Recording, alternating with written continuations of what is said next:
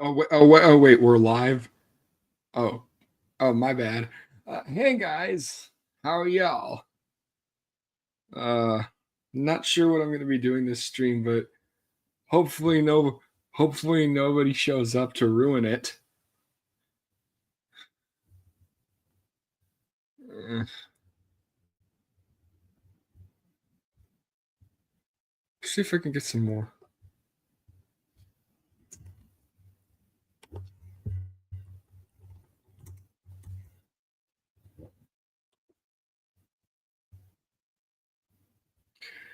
So I'm a. F- I just finished the 2 days of college that I have this week, and now I'm off the rest for Thanksgiving break. So yay me!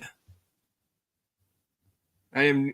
Oh, and speaking of college, I am nearing the end of my first semester. College is actually chill once you figure out what you're doing.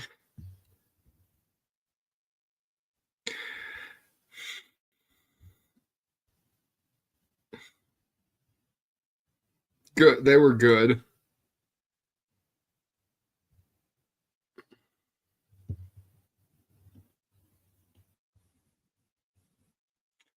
What should I do?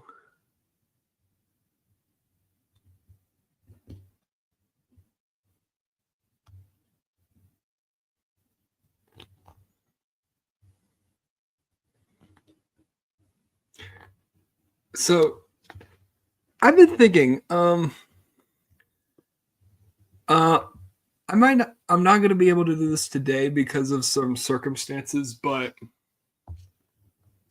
I'm thinking about live streaming a reaction to the series Billboard Breakdown affiliated with Spectrum Pulse, starting whenever this week's episode comes out. It's going to be a late because the creator had a power outage in their neighborhood, so that's fun. Not.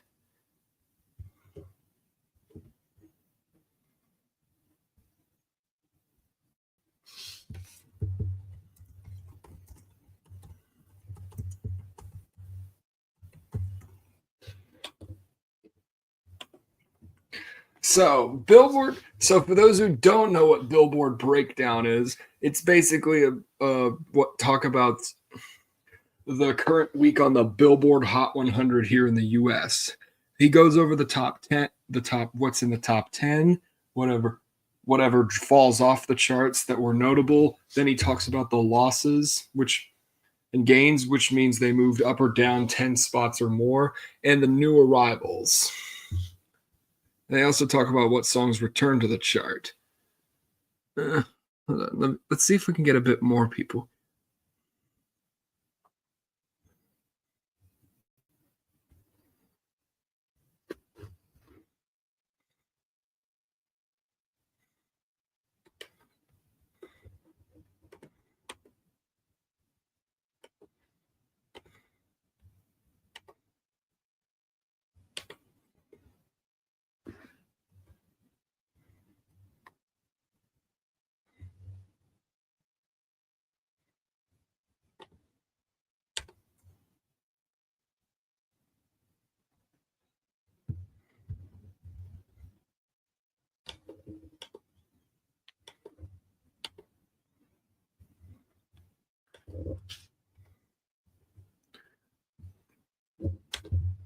Let's see if there's anything we can watch on YouTube that's funny.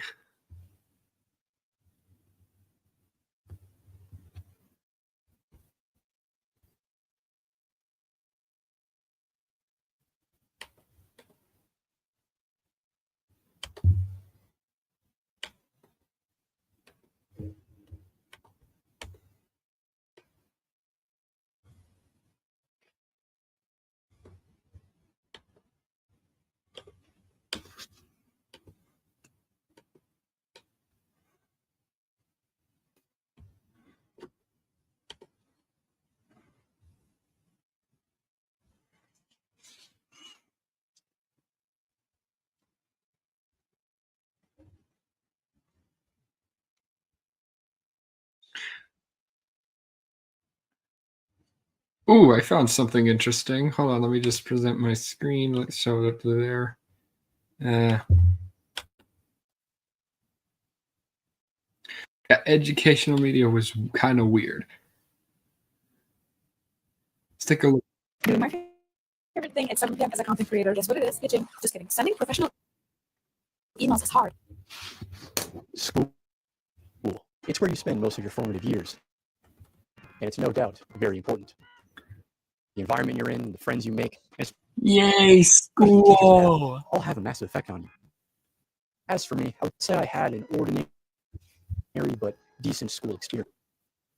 I graduated a few years ago now, and by the end, I began musing on my career as a student. All the funny stories, the weird moments, the teachers I had, and even the educational media I used in class, which is exactly what I'll be talking about today. But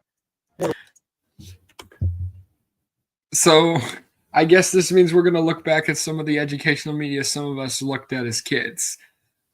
Get ready for a nostalgia trip, everyone. What I mean by this? Well, in U.S. public schools, teachers are required to follow a curriculum, and sometimes they have to fill grades with extra material.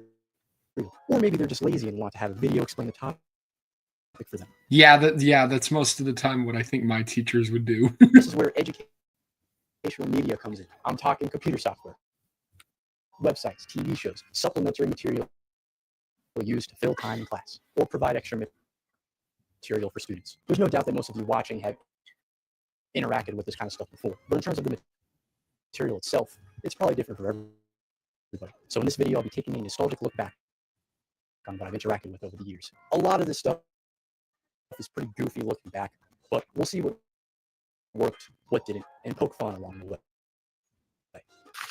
So Let's go. So one of the first pieces of media I remember using in school isn't actually something I could find.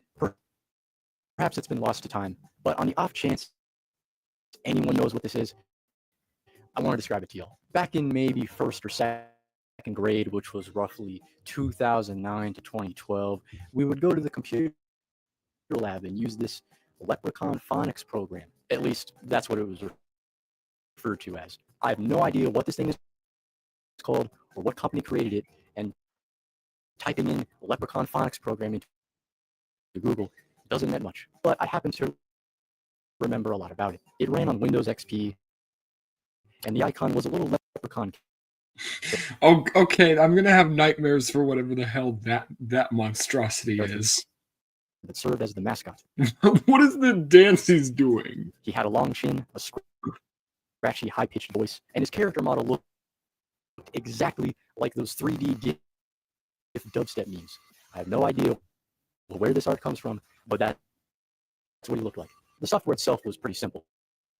Lots of white backgrounds, plain text, and blue accents. The little leprechaun fellow would stand in the corner and talk to you, and most of the activities revolved around teaching basic phonics. One thing about this program that always weirded me out were these parts that taught you how to sound out certain letters. It would just be these cropped close-ups of people's mouths, and it'd be like B, bah. I never liked looking at it, but alas, I can't find the software anywhere. Any keyword I thought it was gonna have a that I use are too vague, and it's most likely a very old program that was installed with physical discs. But if anything I said rings a bell for anyone watching, then please leave a comment down below with any information or links you have. Lost me. This is a lost media case, bros.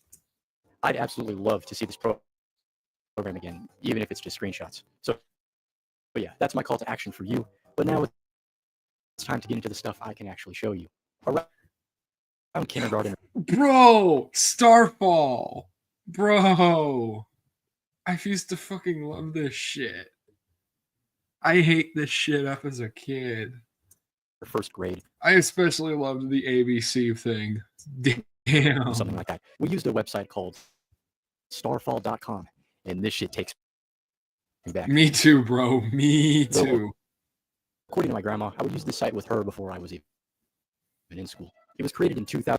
Yeah, I think I remember having the app on an iPad, an old iPad I used to have. 2002 by one Dr. Steve Stephen Schultz. He struggled with reading throughout his childhood and wanted to create something to help kids learn to read in a fun, engaging way. It's since expanded to cover all of elementary school.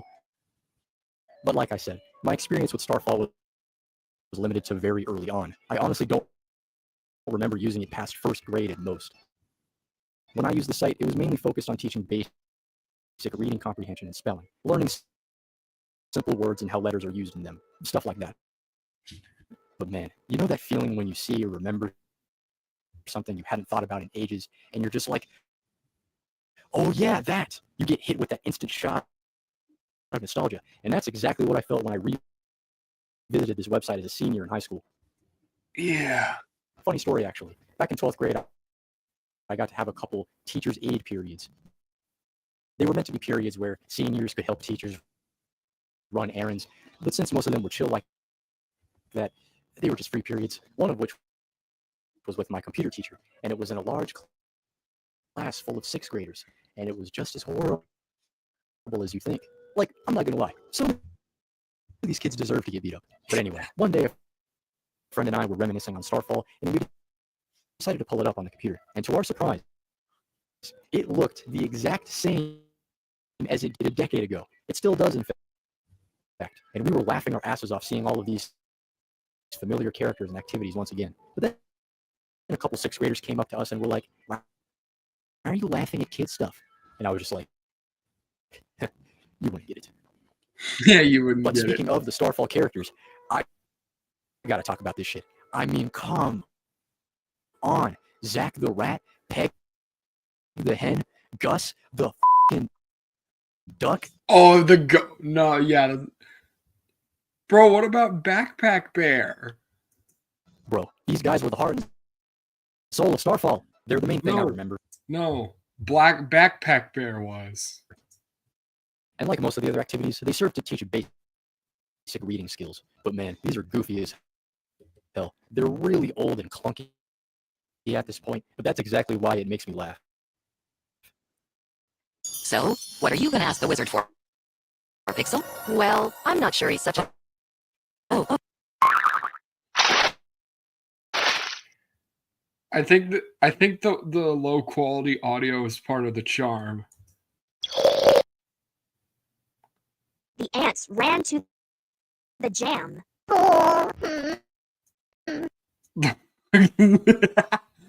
Look, it's not the best thing in the world, and the artwork is kind of bad sometimes. Like, I can just tell they made some of this in Adobe Illustrator CS or some shit. But, and this may be rose-tinted glasses, but I think Starfall has some charm to it. The characters, the old UI, weird movies, these side activities where you can make So true, bro. write letters to your grand. The alphabet's one to the It's for the simple and fun. wholesome. That's It's what fun. I spent my. Looking back at stuff I hadn't seen in ages, but there's not much I have to say beyond that. Now, this next thing is something I almost guarantee you haven't heard of. The Oregon Wise Guys. Excuse the organ. What now? What the fuck? It's a children's nutritional program founded by Dr. Michelle Lombardo. It began in 1993 at the chiropractor's office she worked at, and was initially focused on teaching adult health. But through these lectures, her patients kept asking, "What about the children?" Thus, the Oregon Wise Guys were created. children. They're a group of anthropomorphic organs focused on teaching kids to eat low That's not an organ. Those look like freaking great. fat, high fiber foods, drink lots What the? That bone thing is horrifying. Why does it have big lips? of water, and get plenty of exercise. The program has a pretty long history, but it really began to pick up steam in the late 2000s. They received funding from the W.K. Kellogg Foundation to produce pilot episodes of a show. I'll explain why that's in quotes later. And it eventually blossomed into an internationally used program featuring books, DVDs, toys, and more. In fact, according to Michelle herself, it was taken up by every state in America. She said this back in 2012, which vaguely lines up with when I would have interacted with this program. It definitely peaked in the early 2010s, And with every interview I watched, Michelle is absolutely glowing with excitement over the Oregon Wise Guys. And then out of the back of the head comes cerebrum. And You can't show this thing to kids. cerebrum is all about kids being smart about the choices they make. And it's such a good way to learn. Because sometimes you need to get creative for it to stick in their minds. Yeah, because kids are so f***ing stupid. I almost didn't remember the name of this thing at all. Googling nutritional puppet show didn't offer anything I was looking for. I was worried this would be another Phonics Leprechaun situation. But luckily, a friend of mine immediately remembered the name of it when I asked him about it. Because, I knew I'd find plenty of information if I looked up the name. It's not like it was some ragtag production after all. Turns out I was right. Their website is still running. They have a YouTube channel. And both have tons of information on the program. But as for how I was exposed to the Oregon Wise Guys, I honestly don't remember too much. I want to say we used it in 4th or 5th grade, and every so often we would have nutrition days where we would watch the Oregon Wise Guys. I don't recall much from these other than vague memories of being handed fruit cups that I would never eat. Yeah, I was a pretty picky eater back in the day. In fact, my diet is still pretty bad. But hey, maybe the Oregon Wise Guys can teach me a thing or two about being a little healthier. Now, what I have here are some DVDs that would have been included in the classroom kit. While there are a lot of clips and short PSAs on their YouTube channel, I couldn't actually find these full episodes online. Thankfully, though, I was able to find an eBay listing of these 4 DVDs. There's 8 in total, and they each contain a single episode focusing on a specific nutritional topic. The main one I knew I had to get was Breakfast Skippin' Blues, since it was the only one I had any memory of, or so I thought. While the line I was thinking of is breakfast related, it's actually from one of the many PSAs you can find on their YouTube channel. Breakfast. The meal you eat first thing in the morning to break your fast. Very clever. Might break your nighttime fast. They did sell these PSAs on DVD. This So is they must have weird. put that on during one of the nutrition days. But regardless, the DVDs I bought did give me a good idea of what the Oregon Wise Guys have to offer. Hey guys, welcome to my new video. No, In this tutorial, I will show you how to create this cool We're super cool. We're out of sight. We keep your body running right. Okay, that's enough. So I'm going to refer poorly sing song intro be like, yeah. to the Oregon Wise Guys as Please get this. Please, someone buried that bone puppet into the a ground. show, but it's not really a traditional television series. These episodes were meant for a classroom setting and were never broadcasted on TV. The short PSAs were given to public broadcast, but that's it. So I'm not sure what this would be considered, but I'm calling it a show for the sake of convenience. I'd say a short That being series. said, the show has pretty good production value. The puppeteering is expressive. There's some nice bisexual lighting here and there. It's pretty solid stuff. What? And these character designs, man, Jesus Christ. They had the difficult task of making appealing characters out of anatomical human organs. And they kind of succeeded. I mean, characters like Calci M. Bone or Calcium bone. Ah, I see what they did there. pretty weird looking, but some of them are low-key creative. They really made a literal intestine look like a cute dragon. Honestly, I think it looks more like a snake. Listen, I'm not saying these are S-tier character designs, but they're certainly interesting. The If you showed me this, I'd think it was something by Jim Henson.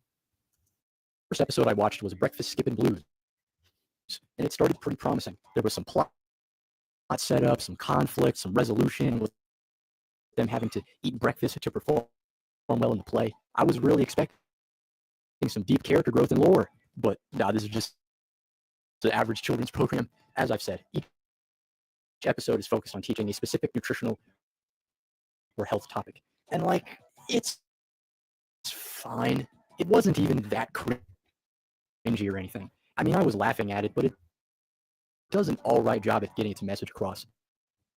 Make good meal choices. Go outside.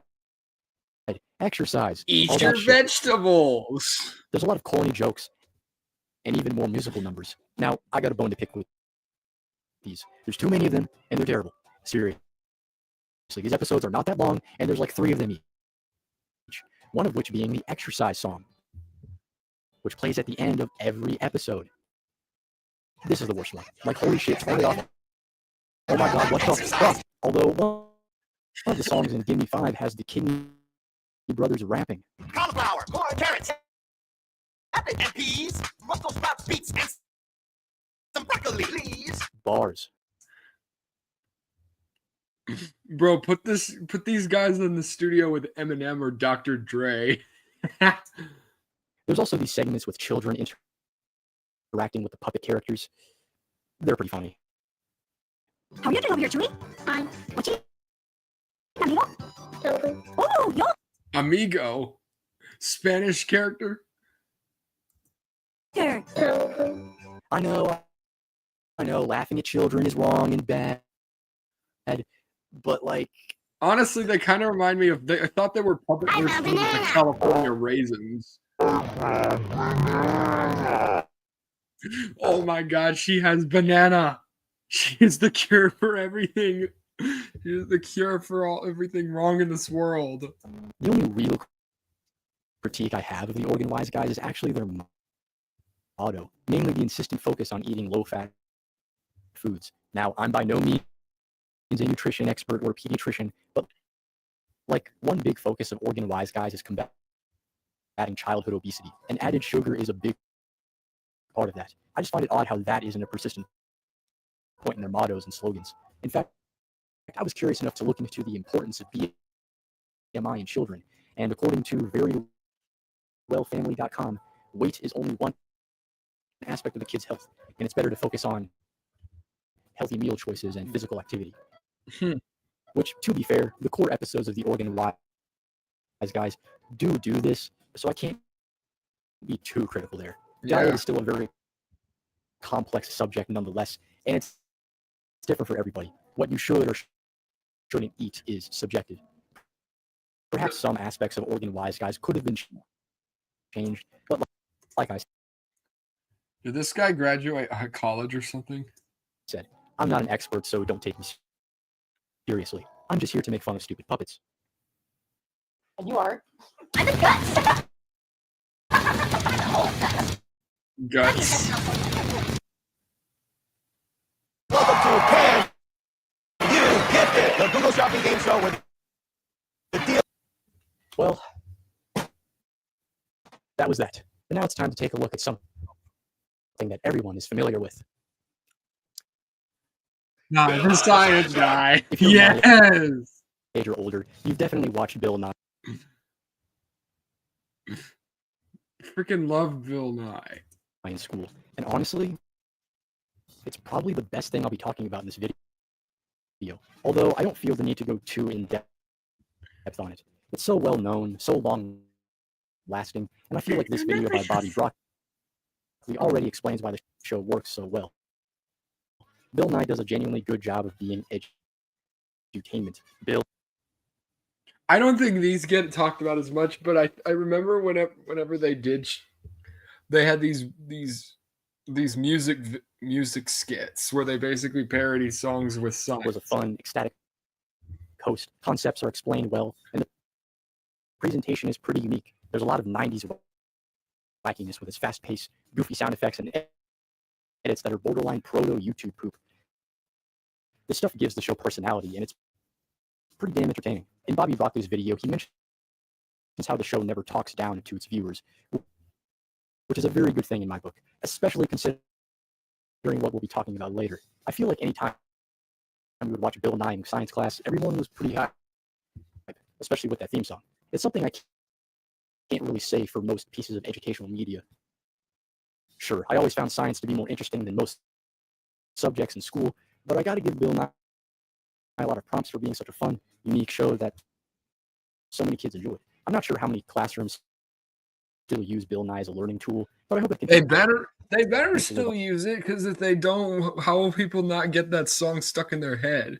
I mean, between this and the Magic School Bus, you're not going to have a fun time learning science in elementary school On for a if while. you don't do. Another 90s science show I low-key forgot about. Yeah, this video today is Magic School Bus. the Magic School Bus. I mainly remember watching this in 5th grade, and it was fine. You got Miss Frizzle taking these kids on crazy science adventures inside kids' intestines. There was the redhead boy that was always a little bitch. And then there was some guy named Carlos.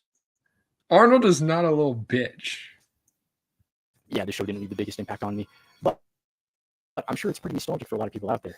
I just wasn't the biggest fan when I was a kid. I still can't believe they Cocomellified the Magic School Bus. Oh god.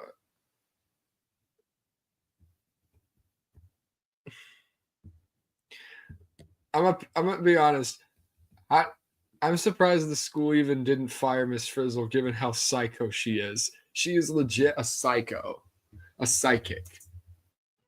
Okay, so we've basically covered everything I watched and used throughout elementary school. But now it's time to get into the lame shit. Because around 3rd grade or so, my school was introduced to something that a lot of you are probably familiar with. That's right. It's time to talk about iReady.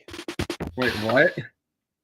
iReady is an instructional program focused on teaching students reading and math of varying grade levels. It was launched in 2011 by Curriculum I don't think Associates, I've heard and of it this is the iReady thing. version of And if the I don't, Ready workbook series. if I did use it, I don't remember. The site offers diagnostic tests, lessons, and it's also really popular. Haha, dog shit. Over 20,000 schools and over 10 million students use iReady to this very day, and I never cared for it.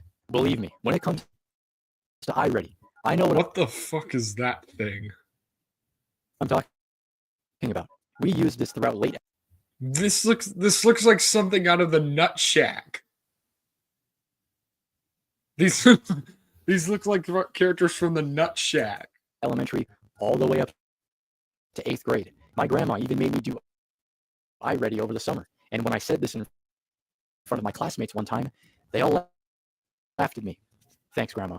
I don't fully recall when we used iReady in elementary school aside Oh yeah, Go Animate fits too. from the usual computer lab visits, but come middle school, it was pretty frequent. In one of my math classes, we would have iReady days almost every week, it seemed like. And I remember taking standardized tests in iReady alongside regular tests. Needless to say, we used this thing a lot. But how much of that was the teacher's decision? After all, iReady is absolutely supplementary learning. We would get extra grades for it, and it was no doubt filler. Well, from discussions I saw on r/teachers of all places, iReady can be forced upon by the district, and some teachers don't even like the program at all. Many students don't seem to take the program very seriously and just rush through it. I mean, I guess I don't blame them, considering how Go Animate like these characters look. Leading to assessments that skew lower, resulting in a poor diagnostic for teachers. Now you could say, well, then kids need to actually do the work. Do you think I care? No. iReady was such a slog to do. iReady but more don't like I'm particularly not ready. remember bum rushing through these lessons, let alone cheating on them. Not sure if I even knew how to do that. But man, I never liked this shit. I'll make fun of it more soon, but these cartoon character lessons were so dumb and annoying. Even back then, their stereotypical hip teen designs and bad jokes made me feel like I was being talked down to. And I never liked that. It just feels like some executives were like, oh, kids like hair dye and rap music? Let's put that in the lessons. Ooh. Chilling on the stoop with my friends as we venture. What can we do to make the neighborhood better? We can change the negative in a positive way. Won't be needing this anymore.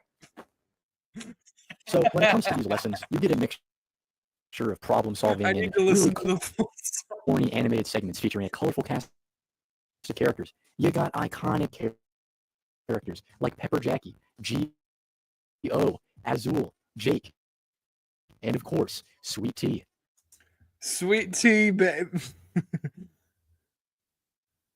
Oh, Sweet. Many of these characters belong to certain groups too, I'm like curious Big about the Stars, Rise of the traumatic Run, part. Infinite Dimensions, Crypto Nuts, Ew, crypto. etc. I probably interacted with most of these, but I mainly remember the first two. And they're so bad. I know this isn't supposed to be a high quality production, but the animation and voice acting is so stilted to a hilarious degree. Sure, there's a good helping of cringe factor when it comes to iReady, but these were never entertaining to watch. It's pretty easy to tell that this is one of those things that wanted to make learning fun, but it's just not. But hey, I don't want to be that guy genuinely complaining about a children's program he hasn't used in years. Besides, this kid already did that for me. iReady, more like iCrappy. No, I already did something like that. Get out of here, kid. Absolutely destroyed. iReady is no more. This kid is a menace. No, I'm the menace. Fuck off. Look, let me put it this way. There used to be this feature during the lessons where you could draw on the screen, and that was easily the most entertaining part of it. Yet another weird thing I remember was during my summer iReady work. There was this static girl character that was drawn like a lot of Microsoft clip art. She had red hair, a pink top, sunglasses, and when I answered a question correctly, it would go, "That's right." It sort of became a joke between my grandma and I. But unfortunately, I couldn't find any info about this, even with the insane efforts of the iReady wiki. What? Yes, there's a pretty detailed fandom wiki with pages about the characters, grade levels, all that stuff. Wait, this app has lore? What the hell? I was baffled by this when I first came across it, so I had to shout it out in this video. I don't know what else to say about the lessons, really. It's pretty funny looking back at how dumb and clunky they are, and there were plenty of, oh, I remember that moments, but I just never liked them, as if you couldn't tell. Not only were they annoying to me, but it sort of reinforced the fact that I really prefer to be taught by a real teacher in a real classroom. Going through boring lessons on a computer never did it for me.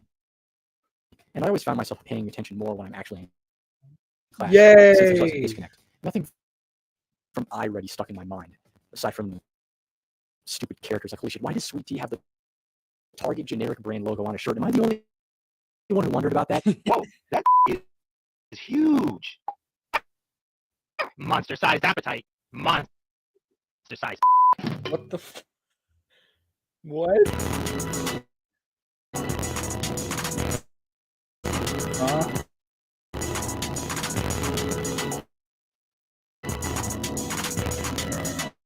What?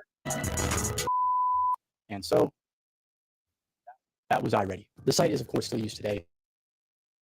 But as for me, this ended when I entered high school. But when it comes to high school, a lot of the media we started using was very dry and boring. There was also I mean, a lot less of it too, which I guess it's kind of the point. isn't a bad thing. But there are some things I want to mention before we get to the big final thing.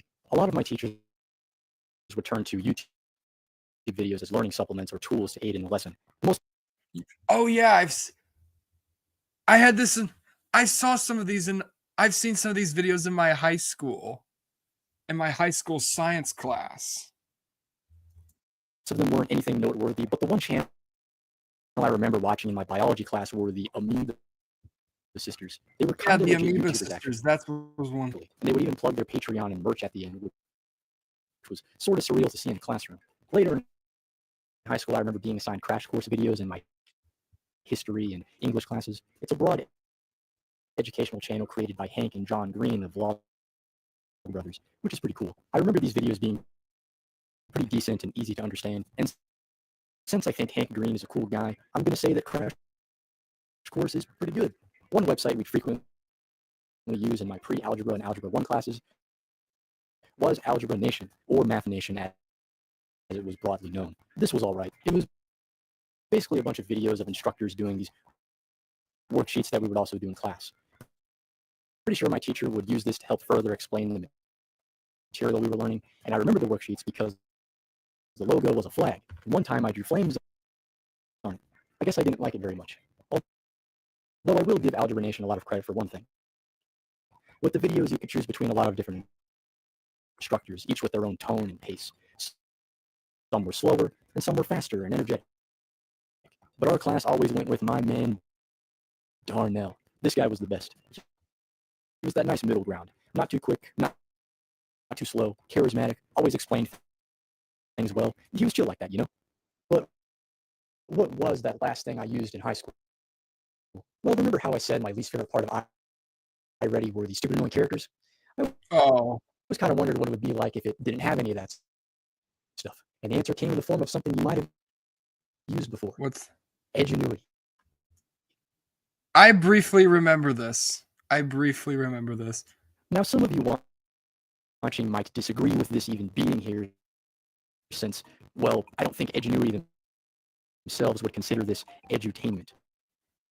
This program was the driest, most monotonous shit I've ever used in school. What you're looking at right now is footage of a typical Edgenuity lesson that I recorded back in 2021. There'd be a lesson with someone talking in the corner, an assignment, and a quiz, over and over and over again. I didn't use Edgenuity until 11th grade or so, but up until then, I had never heard good things about it. The main point of contention was how your grade depended on your progress, not just the results from quizzes or whatever. And yeah, this was true. Whether your teacher graded you solely based on what Edgenuity says is one thing, but it's still pretty dumb. I even came across an opinion piece that cited this as a core issue with Edgenuity. This progress system just incentivizes students to rush through the lessons rather than taking time to actually do it. But even if you did, it's boring as hell. I didn't know anybody who legitimately Do any of you did guys Edgenuity, know this? and that included me. So to any teachers and parents watching, I'm about to condone cheating for a moment. Instead of listening to the tedious lessons, we just open music and another tab and coast through them. Then once the quiz came around, all you had to do was copy one of the questions, paste it into Google, and you'd find a Quizlet with all the answers. In fact, you could find Quizlets for just about every quiz on Edgenuity. It was that easy. This site was something nobody took seriously. I was introduced to it as supplementary work in my social studies classes, so of course it wasn't going to take full priority. Like, it gets even worse when it's used as a full classroom replacement. And yeah, that was pretty common too. My senior year had a handful of filler classes. I mentioned those aid periods before earlier, but I had some Edgenuity classes too. My math class had a lot of it, and for my English class, Edgenuity every single day. Wow. There was no teacher interaction, and as you could have guessed, I just dicked around with my friend every day and half-assed the work. It was yet another pointless website tacked on by the district, and a lot of teachers don't like it either. In that opinion article I mentioned, a teacher was quoted as saying that Edgenuity is repetitive and lacks interactivity, which I totally agree with. Learning should be engaging, and this website is the opposite. The fact that it's used as a class replacement just sucks. Kids deserve so much better when it comes to learning. They really Because do. if you're not going to try to make learning fun, I don't remember then try too making much it a good about tool in my the first place. experiences with this. The site has since rebranded to Imagine Edgenuity, but I don't have much info about any changes it's made, if at all. All I can do is recall my experience, and it was garbage. Get rid of this shit. So we've talked about all these shows and programs that aim to make learning fun, but they rarely work. So to close out this video, I want to talk about something that I actually enjoy, and it all happens on the very website you're on right now. But watch what happens next. It's Vsauce! Hey, what the heck is this thing?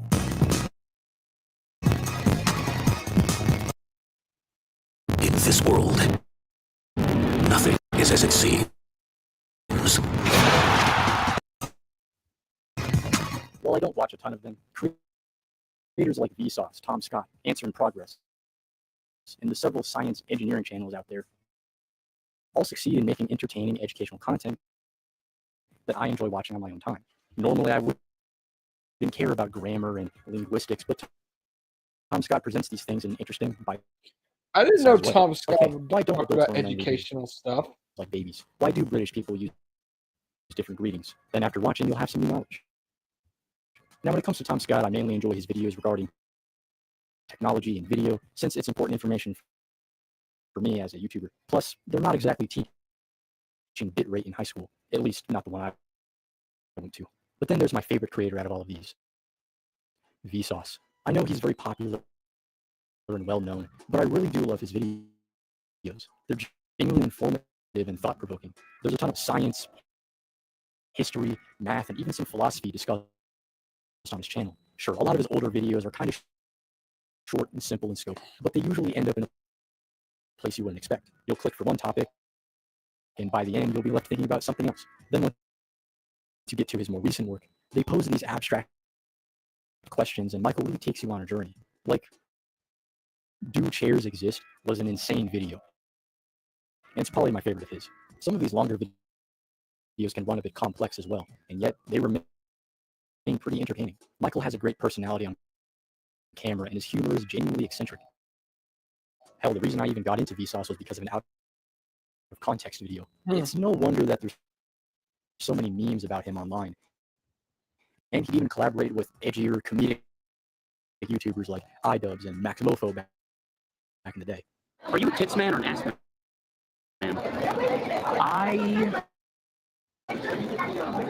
I ask myself that every day. When it comes to my favorite educational creators, I might be biased since things like science, language, and technology are inherently more interesting to me. But sometimes I'll be watching Vsauce and think, I really normally wouldn't be watching something like this. The reason Bill and I worked was because it was presented so well. And I think guys like Vsauce are the same way, just in a different context. I wonder if Vsauce ever has someone who's clearly passionate about science. had some of his videos being played in school. Universe. That'd be cool. And he expressed that on an independent level. Vsauce isn't hindered by executives or a curriculum. It's just a guy expressing his passions and sharing that with the world. And really, isn't that what YouTube is all about? Oh, and while we're on the topic of educational YouTube channels, I should recommend Geography Now, basically where they talk about, well, geography. They just finished their last recently finished their last country in the from the United Nations. So yeah, you can listen to all 193 episodes from Afghanistan to Zimbabwe. They're really fun. And they can be pretty funny at times. Some of the older ones can be hit or miss, but I think that's the charm. So yeah, if you haven't seen it, go check it out. Learning doesn't have to come from a classroom or a book, and I think it's important to learn about what you find interesting. When I was younger, I loved watching these decade documentaries about the 80s and 90s. I loved seeing what popular culture was like back then, along with what shaped it. But at the end of the day, it's still history, just not what I was learning in school. I feel like a lot of what I talked about in this video turned the learning into a tedious chore rather than something enjoyable, when it very well can be. And I think a lot of these YouTubers are a perfect example of that. They use their personalities and their skills to craft engaging videos about subjects that I wouldn't care about otherwise. This goes beyond these creators too. 9 times out of 10, I'll come away from the latest Implement video having learned something interesting, even if it's not academic whatsoever. And I think that's pretty awesome. Discovering new things and being curious on your own terms, no matter what it's about, is always a great thing. There's a whole world out there after all. So, never stop learning. As always, thanks for watching. Well, hold up.